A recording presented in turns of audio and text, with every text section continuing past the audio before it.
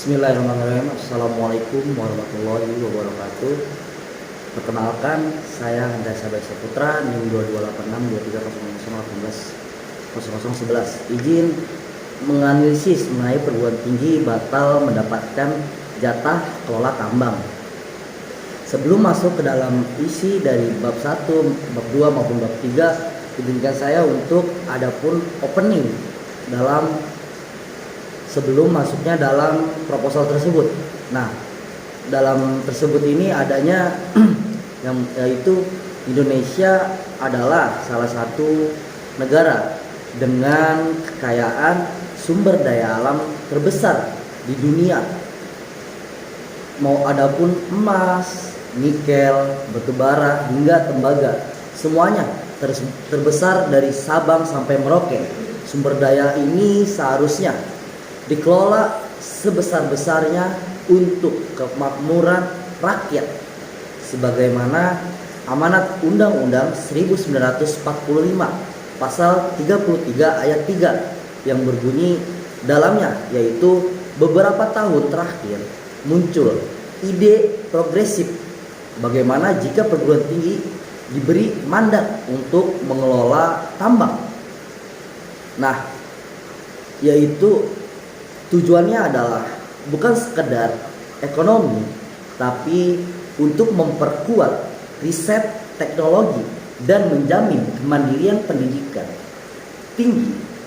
Oleh karena itu, adanya wacana ini kemudian dibatalkan. Nah, tanpa penjelasan yang jelas gitu, publik yang memadai, menimbulkan kritik keras dari masyarakat maupun masyarakat sipil, khususnya ICW dan kalangan akademisi di kampus-kampus tersebut yang terlibat. Nah, di kampus-kampus tersebut itu ada UGM, ITB, IPB dan lain-lainnya.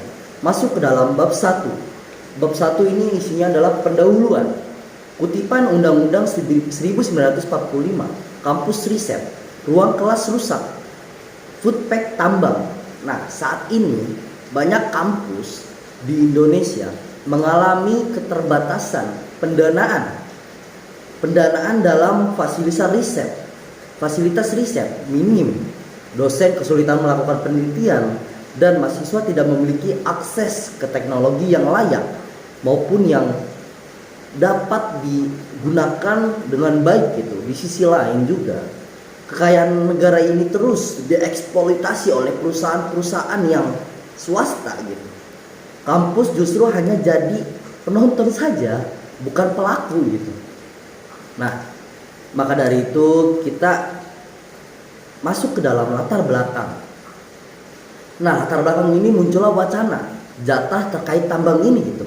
Tambang ini terkait untuk perguruan tinggi. Harapannya kampus bisa mengelola tambang secara terbatas untuk mendanai penelitian, pengabdian kepada masyarakat, bahkan beasiswa. Maka itu dari tambang itu banyak sekali manfaat-manfaat yang dimiliki oleh kampus-kampus tersebut gitu. Namun keputusan politik ini kemudian membatalkan rencananya tersebut. Prosesnya tidak melibatkan banyak pihak dan diduga kuat syarat kepentingan oleh oligarki gitu. Baik, masuk ke dalam rumusan masalah. Di kelompok kami ini ada beberapa rumusan masalah yang kami bawa. Yang pertama adanya apa risiko yang dihadapi kampus karena batal mengelola tambang. Yang kedua, faktor apa sih saja yang menyebabkan kebijakan ini dibatalkan. Dan yang ketiga, bagaimana dampaknya terhadap masa depan riset dan pendanaan kampus. Baik, masuk ke dalam tujuan proposal ini. Kenapa tujuan proposal ini kami buat? Adapun tujuannya gitu, menjelaskan adanya pro atau kontra kebijakan ini secara mendalam, mengungkap motif politik dan struktural di balik pembatalan ini. Adanya memberikan refleksi akademik untuk masa depan pengelolaan sumber daya alam yang lebih adil. Masuk ke dalam bab kedua, Bab kedua ini adanya isi kajian teori. Kajian teori ini adapun teori-teori dengan animasi, food tech, kampus, elit politik, dan infografis berdaya alam. Yang pertama adanya teori pertambangan dan lingkungan. Teori pertambangan dan lingkungan ini menjelaskan dalam praktiknya sektor tambang rentan terhadap kerusakan lingkungan, tapi dengan keterlibatan akademisi dan prinsip sustainable mining, proses ini bisa menjadi lebih etis dan ilmiah. Yang kedua adanya teori perguruan tinggi. Teori perguruan tinggi isinya adanya kampus tak hanya tempat belajar, dan ia juga menjadi pusat dan inovasi, kritik sosial, dan agen perubahan. Melibatkan kampus dalam pengelolaan tambang ini bisa menjadi jalan untuk mengurangi ketergantungan pada swasta murni. Dan yang ketiga adanya teori kebijakan publik. Teori kebijakan publik ini berisi yaitu adanya dalam sistem demokrasi, kebijakan seharusnya inklusif dan partisipasif, tapi keputusan ini dapat dibatalkan, ini diambil secara sepihak tanpa adanya proses-proses deliberasi yang sehat. Kampus dan publik tidak diajak bicara dengan bersama-sama gitu untuk menyelesaikan adanya pembatalan ini gitu. Yang keempat adanya teori oligarki. Teori oligarki ini banyak kebijakan sumber daya di Indonesia masih dikendalikan oleh elit-elit yang memiliki kepentingan pribadi, kepentingan ekonomi, dan kepentingan politik. Nah, kampus ini bukan bagian dari kelompok itu. Mereka tersingkir dari lingkaran-lingkaran pengaruh, masuk ke dalam teori good governance and keadilan sosial, yaitu berisi tentang pemerintahan yang baik harus transparan, akuntabel, dan adil. Terkait keputusan pembatalan ini, jatah tambang kampus tanpa dialog luas melukai kepercayaan publik terhadap tata kelola negara.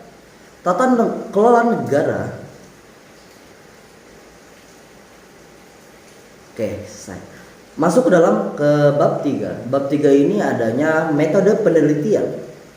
Metode penelitian ini adanya isi-isi di mana kita memakai apa aja untuk metode ini. Adanya dokumen riset, berita tambang, adapun wawancara-wawancara yang kita bawa oleh mahasiswa-mahasiswa yang terkait gitu. Adapun jenis penelitian. Jenis penelitian ada deskripsi kualitatif untuk mengurai fenomena sosial dan politik secara mendalam tanpa generalisasi berlebihan. Baik. Adapun teknik pengumpulan data. Teknik pengumpulan data ini kami adanya studi dokumen mencakup peraturan pemerintah, berita, laporan, ataupun artikel-artikel ilmiah hingga pernyataan tokoh publik yang terlibat. Analisis ini dilakukan dengan teknik pencatatan dan kategorisasi tematik.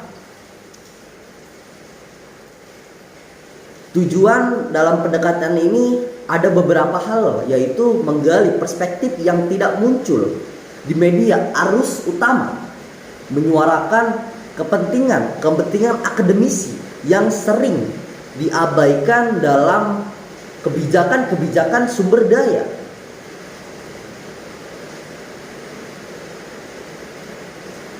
Masuk ke dalam bab terakhir, yaitu terkait kesimpulan. Kesimpulan ini bukan hanya sekedar kesimpulan semuanya gitu. Adapun kesimpulan poin-poinnya saja. Ada 3 poin, yaitu kampus-kampus di daerah, suara-suara mahasiswa, animasi peta sumber daya alam nasional. Yang pertama ada kepentingan dalam pengambilan kebijakan sumber daya alam, yaitu kampus yang seharusnya jadi pelaku pembangunan malah dipinggirkan. Nah, harusnya kan terlibat gitu oleh kampus-kampus itu, malah dia terpinggirkan gitu. Perguruan tinggi ini memiliki kapasitas dan integritas untuk mengelola tambang dengan riset yang kuat, manajemen yang transparan, dan semangat yang tridharma, yaitu adanya tridharma yang dibawa oleh kampus gitu. Pengelolaan ini bisa menjadi pencontohan. Nah, dari penelitian ini kita bisa belajar gitu. Kebijakan yang ketiga, adanya kebijakan pembatalan ini memperlihatkan lemahnya keberpihakan negara pada ilmu pengetahuan.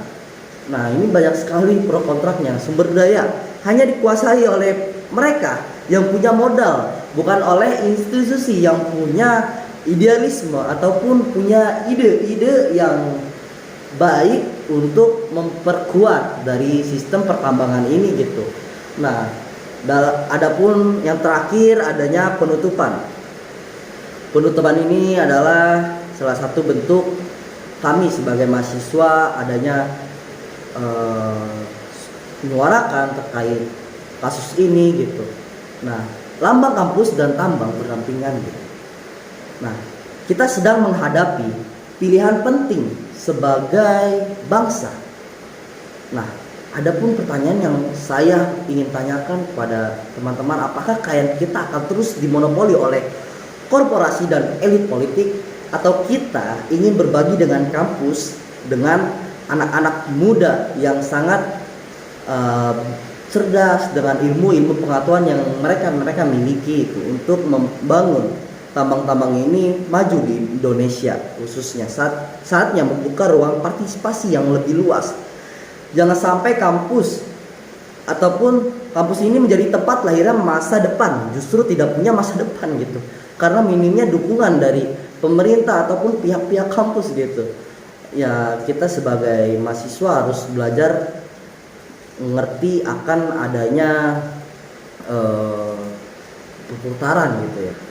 Nah, kita sebagai mahasiswa harus menyuarakan apapun, sedikit apapun suara kalian, itu adalah partisipasi kalian gitu. Baik, kurang lebihnya mohon maaf telah menyiap video ini. Semoga proposal ini bisa menjadi bahan renungan dan diskusi kami ini demi terciptanya tata kelola sumber daya yang lebih adil, inklusif, dan beradab. Oke, kurang lebihnya mohon maaf. Wassalamualaikum warahmatullahi wabarakatuh.